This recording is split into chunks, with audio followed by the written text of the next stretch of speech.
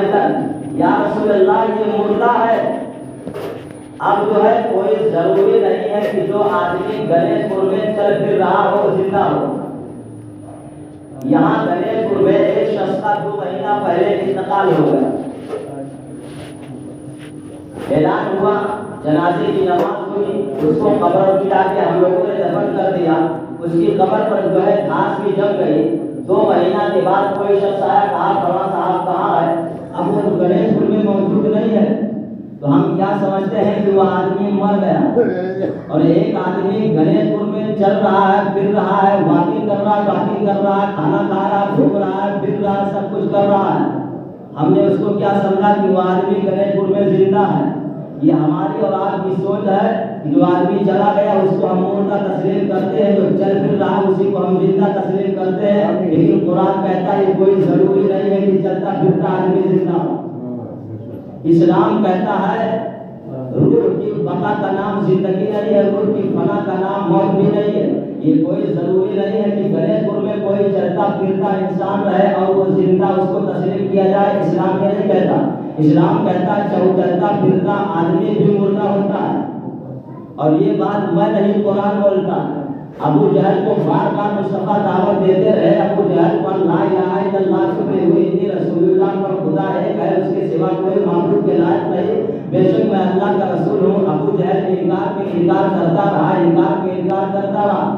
اور وہ ابو جہل مکہ میں چل بھی رہا ہے, پھر بھی رہا ہے, کھانا بھی کھا رہا ہے, سب کچھ کر رہا ہے. ملک الموت آئے نہیں, اس کی روح نکال کر لے نہیں گئے, مکہ میں چل رہا ہے. حضور کے قتل کا پلان بھی تیار کر رہا ہے. ابو جہل مکہ میں اعلان بھی کر رہا ہے جو محمد کی گردن مار کے لائے گا 100 اونٹ اس کو انعام دیا جائے گا. وہ ابو جہل مکہ میں چل پھر رہا ہے, مگر جبریل آئے اور کہنے لگے یا رسول اللہ یہ مردہ ہے. کیوں بھائی؟ اس کے اندر ابھی روح بھی باقی ہے.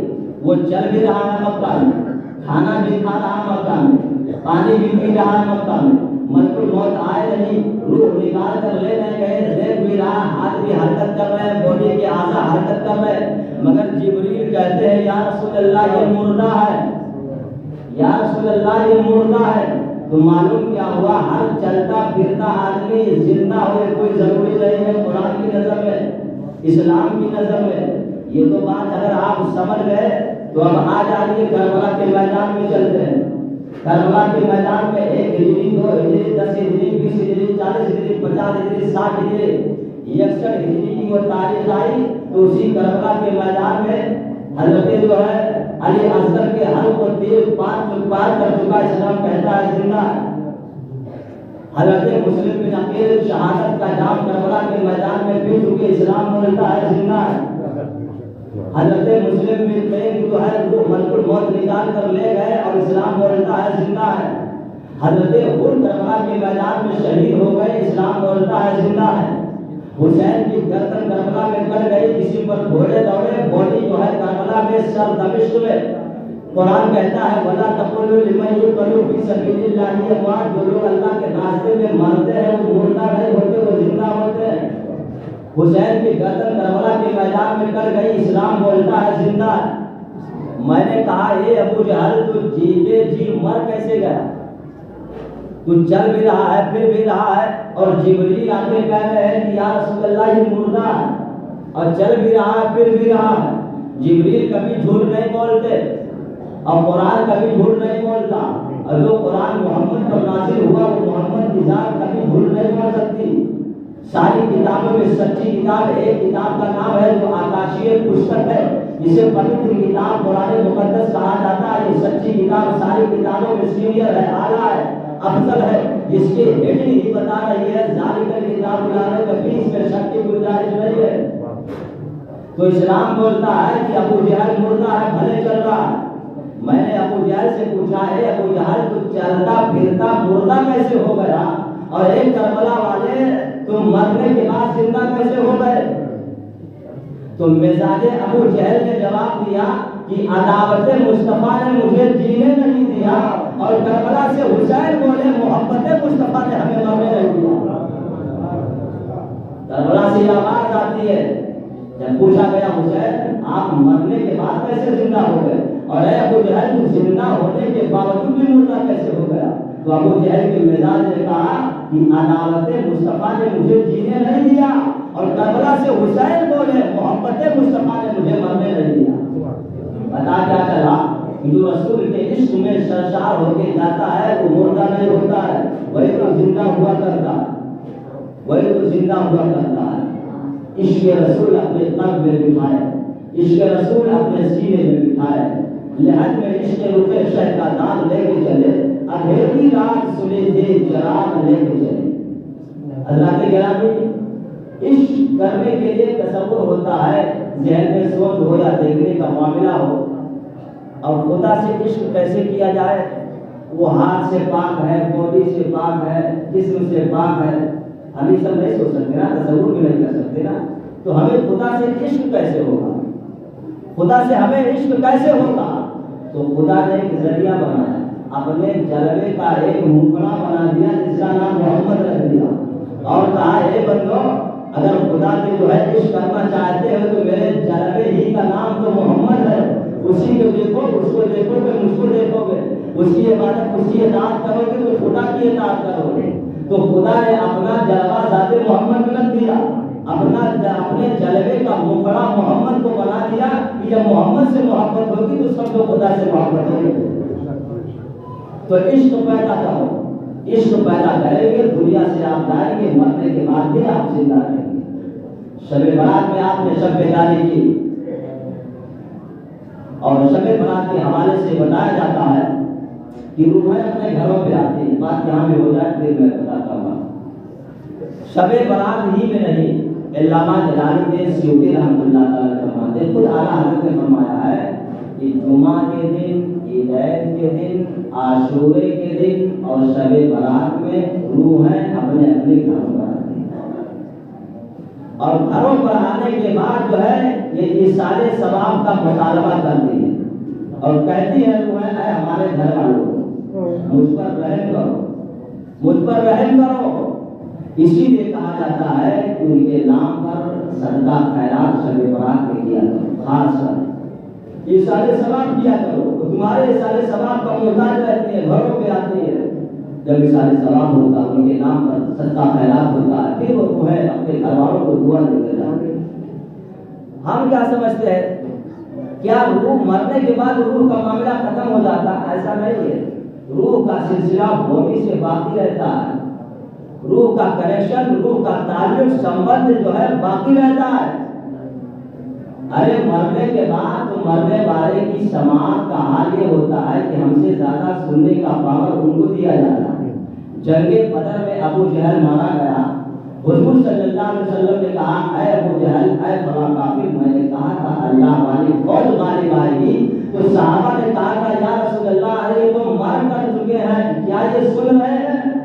تو حضور نے کہا تھا اے صحابہ جتنا یہ سن رہے ہیں اتنا تم نہیں سن رہے ہیں۔ اب آپ ذرا اندازہ لگائیں، ایک کافر کے حوالے سے حضور کہہ رہے ہیں کہ جتنا یہ سن رہے ہیں یہ صحابہ تم نہیں سن رہے ہو، تو مومن کے سننے کا حال کیا ہوگا؟ اگر مر جاتا ہے یہاں سے جانے کے بعد ایک مومن، تو حضور نہیں کہتے کہ قبر پہ جاؤ تو سلام کرو، سلام زندوں سے کیا جاتا ہے، مردوں سے سلام نہیں کیا جاتا ہے۔ تو حضرت گرامی اپنے دل میں عشق رسول کا چراغ جلا کر آپ جو ہے دنیا سے جائیے، آپ مرنے کے بعد بھی زندہ ہے، آپ مرنے کے بعد بھی زندہ ہے۔ دیکھیں ایک مٹی وہ ہوتی ہے کہ آپ نے دیوار سے مٹی لی اور جو ہے 50 گرام ہاتھ پکڑا پھونک دیا، وہ مٹی اڑ گئی نا، وہی مٹی آپ جو ہے لے لیجیے 1 کلو 1.5 کلو اور اس کو آگ میں پکا دیجیے تو اینٹ بن جائے گی، مٹی وہی ہے، لیکن وہ مٹی آگ وہ اینٹ بن جائے گی، اس کو آگ میں تپا دیجیے، اب وہ جو ہے اینٹ قیمتی ہو گئی۔ اب وہی اینٹ گھر میں بھی لگتی ہے، وہی اینٹ لال قلعے میں لگتی ہے، وہی اینٹ مسجد بن جائے تو 100 سال چلتی ہے، وہی اینٹ برج خلیفہ میں بھی لگتی ہے۔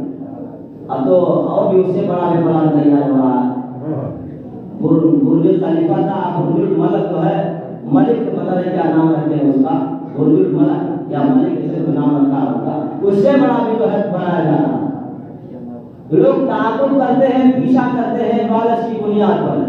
اگر ٹیسلا کمپنی ایک موبائل بنانے جا رہا ہے جس میں سیڑھی نہیں ہوگا، شاید آپ نے سنا ہوگا، اصلاح کمپنی ایک موبائل ایسا بنانے جا رہا ہے کہ اس میں سم ہی نہیں ہوگا، ریچارج سن سے ہوگا، سورج سے ہوگا، اور صرف زمین پر نہیں چاند پر بھی بات کر سکتے ہیں آپ، تو ایک شخص پیچھا کیا کرتا، تو وہ اینٹ مٹی وہی ہے، ایک مٹی کو ہم نے ہاتھ میں رکھا، پھونک مارا، وہ مٹی اڑ گئی، اور ایک مٹی 1 کلو ہم نے آگ میں پکا دیا تو وہ اینٹ بن گئی، 1.5 کلو پکا دیا تو اینٹ بن گئی، اب وہی اینٹ لگ رہی ہے عجیب عجیب جگہ پر، اس کی قیمت ہو گئی، اس کی بیٹری بڑھ گئی، وہ قیمتی ہو گئی۔ ایسے آپ سمجھے تو گنیش پور میں ہم اور آپ ہیں، اللہ نے دنیا میں ہمیں یہاں بھیجا، ہم دنیا میں آئے اور کچھ نہیں کیے اور سیدھے قبرستان چلے گئے، تو قبر کھودنے والوں سے پوچھیے، وہ کہتے ہیں کہ کبھی کبھی قبر میں ہڈی بھی ملتی ہے۔ آخر یہ کس کی ہڈی ہے؟ ہمارے باپ داداؤں کی ہڈیاں تو قبرستان میں پڑی ہیں، قبر میں ہے۔ یہ دنیا میں آئے، کچھ نہیں کیے اور چلے گئے، لیکن کچھ لوگ دنیا میں آئے اور اپنے وجود کو عشق مصطفیٰ میں فنا کر دیا۔ کچھ لوگ آئے، دنیا میں آنے کے بعد اپنے وجود کو عشق رسول میں فنا کر دیا، ایک دم جو ہے آج محبت خدا اور محبت رسول کی بھٹی میں اپنے آپ کو جلا دیا، تو 100 سال ہو گئے، آج بھی زندہ ہے، غوث اعظم زندہ ہے، خواجہ غریب نواز زندہ ہے، اعلیٰ حضرت زندہ ہے، خواجہ معین الدین حسن زندہ ہے، تو اپنے آپ کو جو ہے اپنے آپ کے وجود کو عشق محمد اور عشق خدا میں جلا دیا ہے۔ تو جب جلا دیا تو اعلان ملا، وہ قیمتی ہو گئے، 150 سال ہو جائے مگر مردہ نہیں ہوتے، واج بھی زندہ ہے۔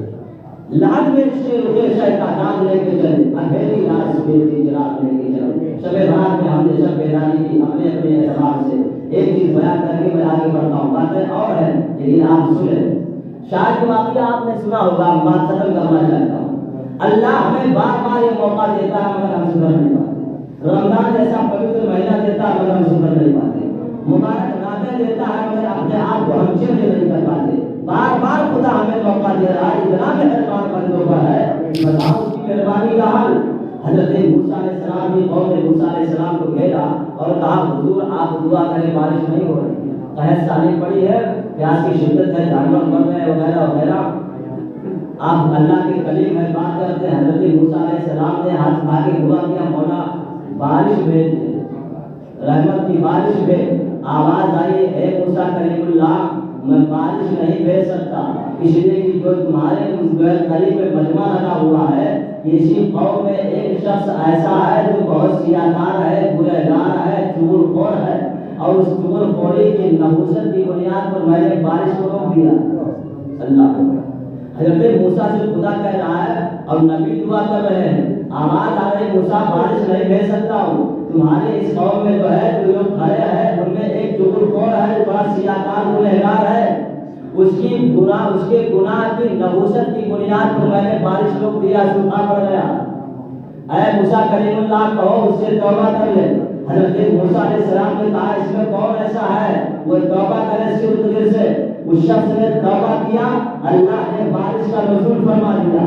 جب بارش ہو گئی اور بارش بند ہو گئی تو حضرت موسیٰ نے کہا مولا اب تو بتا دے وہ کون بندہ تھا، مولا اب تو بتا دے وہ کون بندہ تھا جس کے گناہ کی بنیاد پر بارش نہیں ہو رہی تھی۔ ایک چغل خور کا یہ حال ہے، آپ توجہ کیجیے گا۔ ایک چغل خور قوم میں ہے جو ہے، سماج میں ایک شخص چغل خور ہے جس کی نحوست کی بنیاد پر بارش رکی ہے، اور جب اپنے گاؤں میں 45 چغل خور ہوں گے وہاں کیا حال ہوگا؟ جس گاؤں میں 25 چغل خور بیٹھے ہوں گے ان کا حال، اس گاؤں کا اس محلے کا حال کیا ہوگا؟ کیا وہاں کی برکتیں اٹھیں گے کہ نہیں اٹھیں گے؟ کیا اس محلے میں نحوست پیدا ہوگی کہ نہیں ہوگی؟ حضرت موسیٰ علیہ السلام نے کہا مولا اب تو بتا دے کہ وہ کون سا تیرا بندہ ہے، گنہگار تھا، سیاکار تھا، جو چغل خور تھا۔ اب خدا کا جواب سنو، خدا نے کہا اے موسیٰ جب وہ میرا بندہ گنہگار تھا تب میں نے اس کے راز کو فاش نہیں کیا، اب تو وہ توبہ کر لیا ہے، اب اپنے بندے کے راز کو کیسے فاش کر سکتا ہوں؟ اتنا مہربان خدا اپنے بندوں پر ہے، بار بار ہمیں موقع دیتا ہے، مگر ہم اور آپ ایسے ہیں جب کے اندر چینی نہیں پیدا کرنا چاہتے، سوچ بدلے، فکر بدلے، سب بدلے۔